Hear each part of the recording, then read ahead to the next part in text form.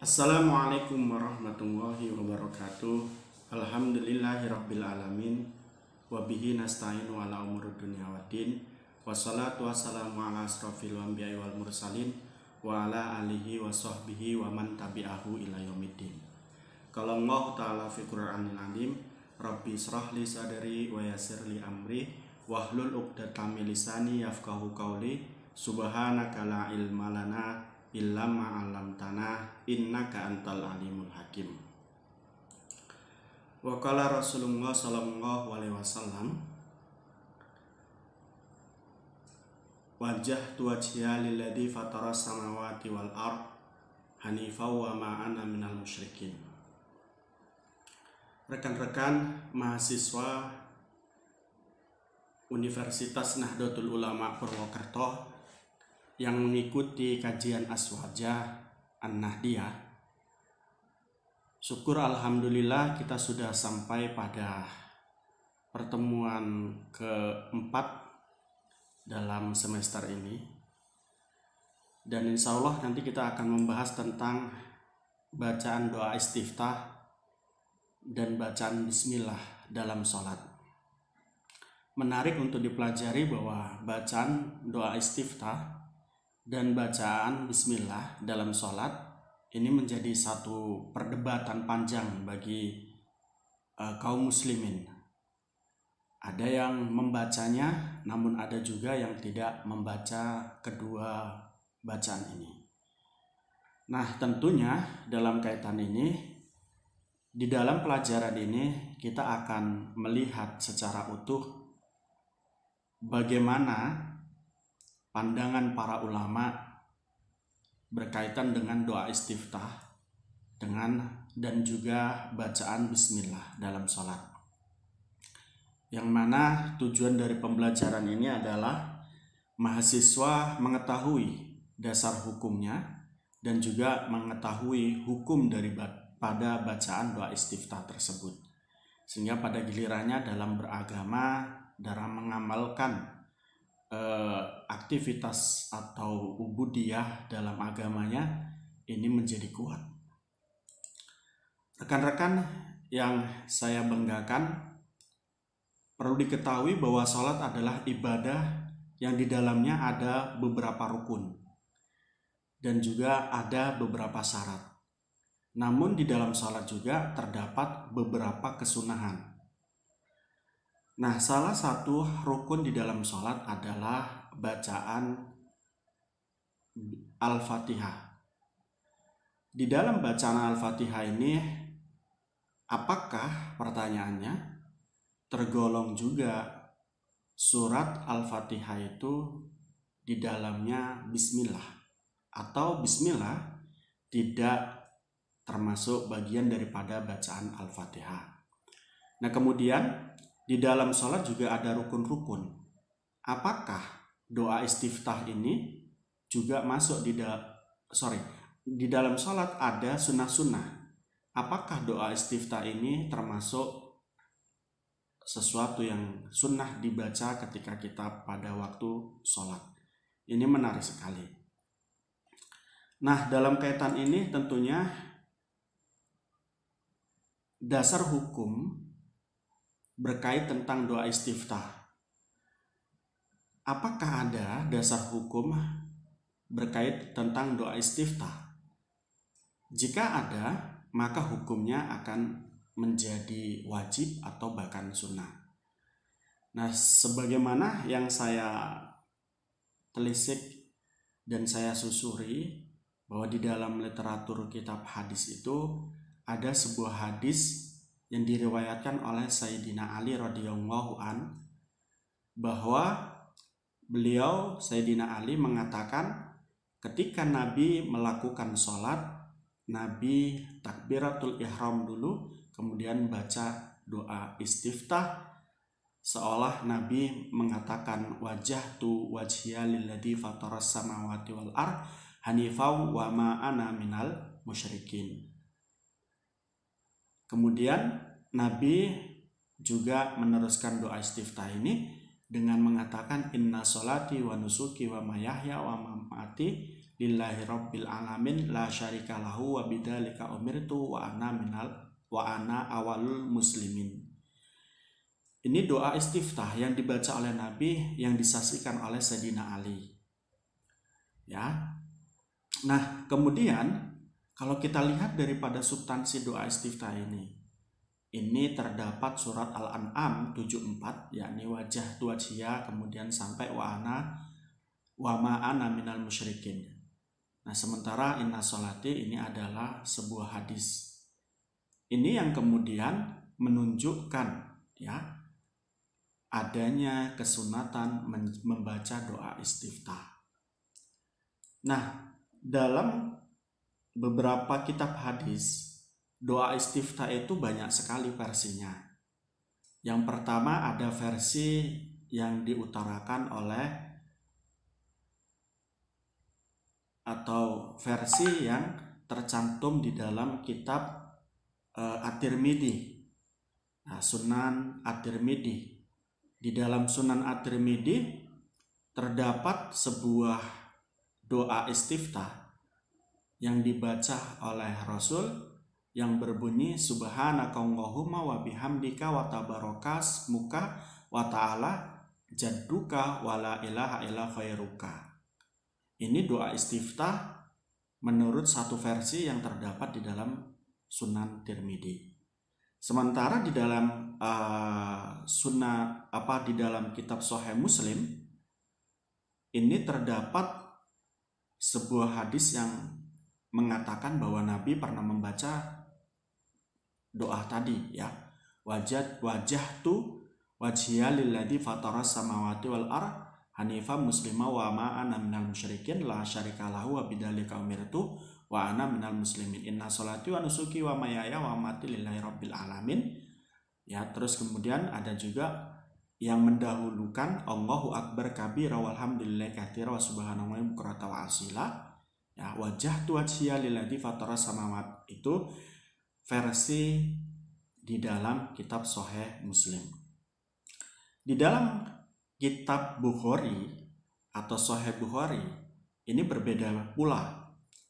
Di dalam kitab Bukhari atau Sahih Bukhari tercatat sebuah versi doa istiftah yang berbunyi Allahumma ba'id baini wa baina khotoyaya kama ba'atta bainal masyriq wal maghrib Allahumma naqini bil khotoyaya kama yunaqqa tawabal abiyad minan danas Allahumma ghsil khotoyaya bil ma'i wa thalji wal barad. Itu versi doa istiftah atau doa iftitah di dalam Sahih Bukhari. Nah, dari beberapa versi yang kita baca tadi, kita simpulkan bahwa doa istiftah itu ada 3 versi. Versi yang pertama adalah versi yang diutarakan di dalam kitab Sahih Muslim. Kemudian versi yang kedua, versi yang terdapat di dalam kitab Sahih Bukhari. Kemudian versi yang ketiga adalah versi yang terdapat di dalam Sunan At-Tirmidzi atau kitab Sunan At-Tirmidzi.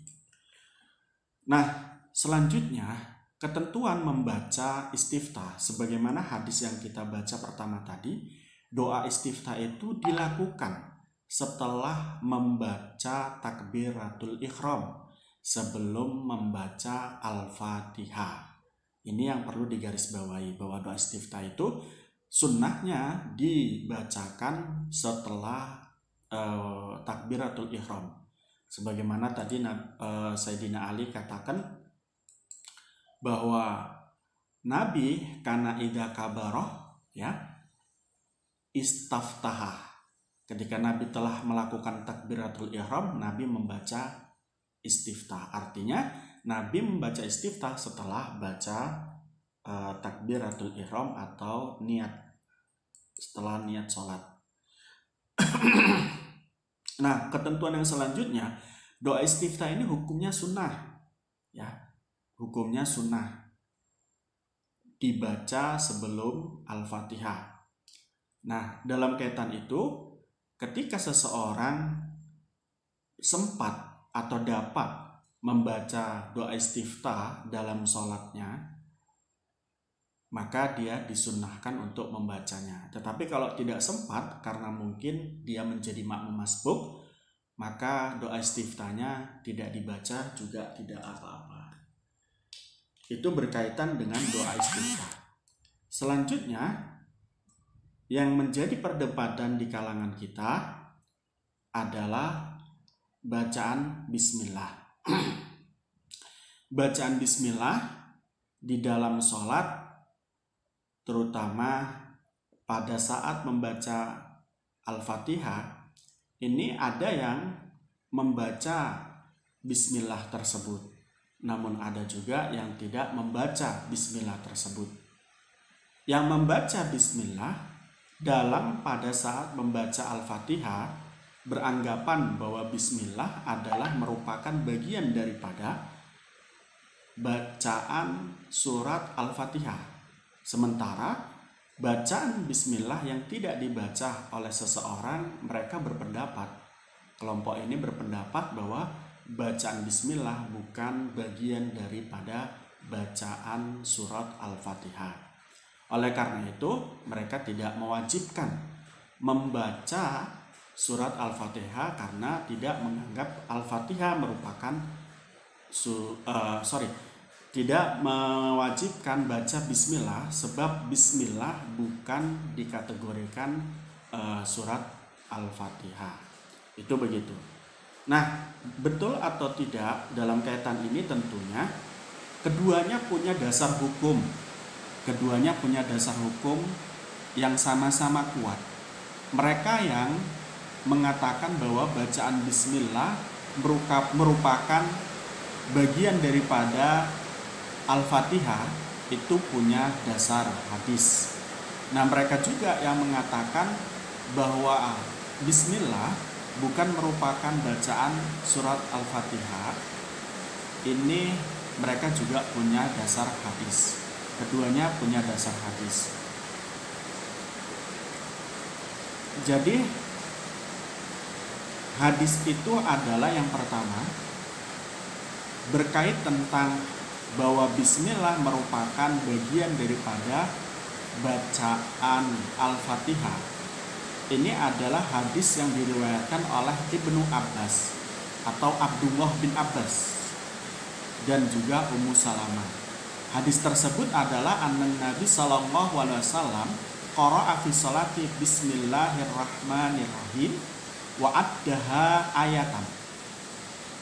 Walhamdulillahirabbil alamin itnatayn. Ya. Bahwa diriwayatkan dari Abdullah bin Abbas atau Ibnu Abbas, beliau mengatakan bahwa Nabi ketika pada sholat itu membaca Bismillahirrahmanirrahim. Bismillahirrahmanirrahim sebagai hitungan ayat pertama, dan walhamdulillahirabbil alamin, alhamdulillahirabbil alamin adalah hitungan ayat kedua. Intinya ayat ini atau hadis ini menyebutkan bahwa Bismillahirrahmanirrahim merupakan bagian daripada surat Al-Fatihah. Nah, selanjutnya mereka yang berpegang teguh kepada hadis sebaliknya, yakni hadis yang mengatakan bahwa surat Al-Fatihah tidak ada bismillahnya. Ini adalah dari riwayat Anas bin Malik. Hadisnya diriwayatkan oleh Anas bin Malik dan juga Ibnu Abdullah bin Mukhafal. Hadis tersebut menyatakan bahwa surat Al-Fatihah ini seolah-olah tidak ada bacaan bismillahnya.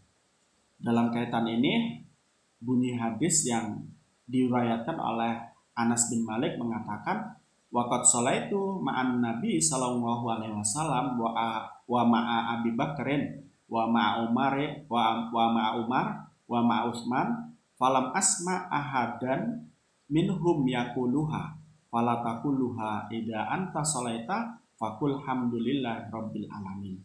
Di sini hadisnya menyebutkan satu ketika ya Abdullah bin Mukhafal atau Anas bin Malik itu sholat bersama dengan Nabi Muhammad SAW. Di dalam sholat tersebut juga terdapat Abu Bakar, Sayyidina Umar, Sayyidina Utsman. Dalam sholat tersebut mereka tidak mendengar bacaan bismillah. Ya, maka kemudian Anas bin Malik ini mengatakan falatakulaha, maka jangan baca bismillah katanya. Ida anta sholaita, ketika kamu sholat baca langsung alhamdulillah. Itu kata Anas bin Malik.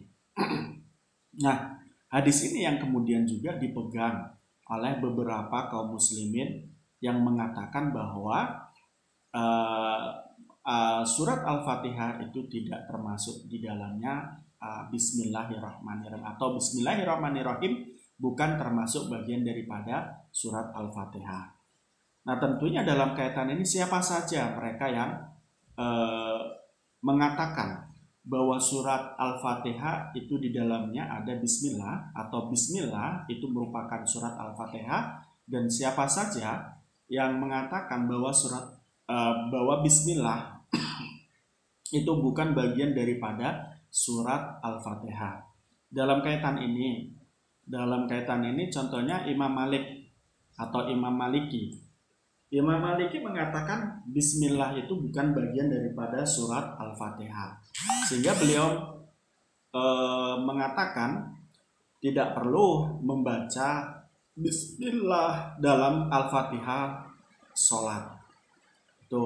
Kemudian Imam Syafi'i sebaliknya, Imam Syafi'i berpegang teguh kepada hadis yang diriwayatkan oleh Ummu Salamah dan Ibnu Abbas tadi, atau Abdullah bin Abbas. Dalam kaitan ini Imam Syafi'i berpendapat bahwa Bismillah merupakan bagian daripada surat Al-Fatihah, sehingga beliau mengatakan ada kewajiban membaca Bismillah setiap kita kali sholat pada saat kita baca surat Al-Fatihah. Ya, di situ Bismillahirrahmanirrahim, kemudian Alhamdulillahirabbil alamin, kemudian selanjutnya. Itu menurut Syafi'i. Nah, menurut Syafi'i bacaan Bismillah ini dibaca keras ketika bacaan Bismillah atau bacaan Al-Fatihah itu dalam sholat dibaca keras. Tetapi ketika bacaan Al-Fatihah dibaca pelan, maka Bismillahnya dibaca pelan. Sedikit berbeda dengan Syafi'i, Imam Hambali juga mengatakan bahwa Bismillah itu merupakan bagian daripada surat Al-Fatihah. Namun Imam Hanafi atau Imam Hambali mengatakan bacaan Bismillah dalam surat Al-Fatihah ini ketika sholat dibaca sirri atau dibaca pelan. Ini begitu. Jadi Imam Maliki tidak membaca Bismillah tidak apa-apa. Kemudian Imam Hambali, Imam Syafi'i sama mengatakan Bismillah wajib dibaca, meskipun ya Imam Hambali mengatakan bacaan Bismillah pada saat kita baca Al-Fatihah dalam sholat itu dibaca sirri. Kalau Imam Syafi'i mengatakan kondisional. Kalau memang bacaan daripada surat Al-Fatihah itu keras pada sholat yang bacaannya keras, maka Bismillah dibaca keras. Tapi sebaliknya, jika Al-Fatihah dibaca pelan pada sholat yang bacaannya pelan, maka Bismillahnya dibaca pelan. Nah, dalam mengamati beberapa hadis dan pendapat yang berkait tentang Bismillah ini, maka di sini nampak sekali terdapat adanya perbedaan. Nah, perbedaan terjadi itu adalah hal yang wajar. Nah, namun kemudian yang tidak wajar adalah ketika menyikapinya. Ketika kita menyikapi perbedaan itu dengan tidak wajar, dengan menyalahkan sana, menyalahkan sini, ini yang kemudian tidak wajar. Dengan demikian, ini perbedaan tidak akan menjadi sesuatu yang menjadi sesuatu kekayaan pemikiran, malah justru menjadi satu malapetaka. Ini yang kemudian tidak diharapkan. Maka Nabi jauh-jauh hari sebelum beliau meninggal itu berpesan kepada kita bahwa ikhtilafi ummati rahmatun, atau ikhtilafu ummati rahmatun. Ya, ikhtilaf, perbedaan pendapat para umatku itu adalah rahmat. Jangan sampai kemudian dijadikan pertikaian. Demikian rekan-rekan yang bisa saya sampaikan, sedikit materi yang bisa saya sampaikan, mudah-mudahan bisa bermanfaat. Jadi membaca doa istiftah kalau kita simpulkan hukumnya sunnah setelah melakukan takbiratul ihram sebelum melakukan bacaan bismillah atau bacaan al-fatihah. Nah, kemudian bacaan al-fatihah di dalam sholat hukumnya menurut Syafi'iyah, Hanabilah hukumnya adalah wajib. Ya, namun kemudian Hanabilah mengatakan dibaca sirri setiap kali sholat, ya, pada saat membaca surat al-fatihah bismillah tersebut dibaca sirri.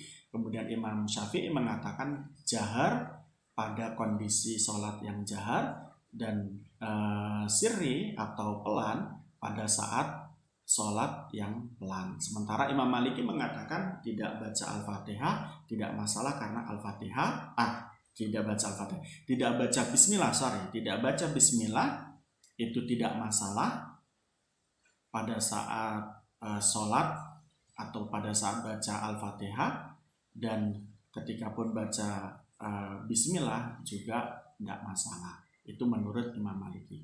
Demikian yang bisa saya sampaikan, kurang lebihnya saya mohon maaf. Billahi taufiq wal hidayah. Assalamualaikum warahmatullahi wabarakatuh.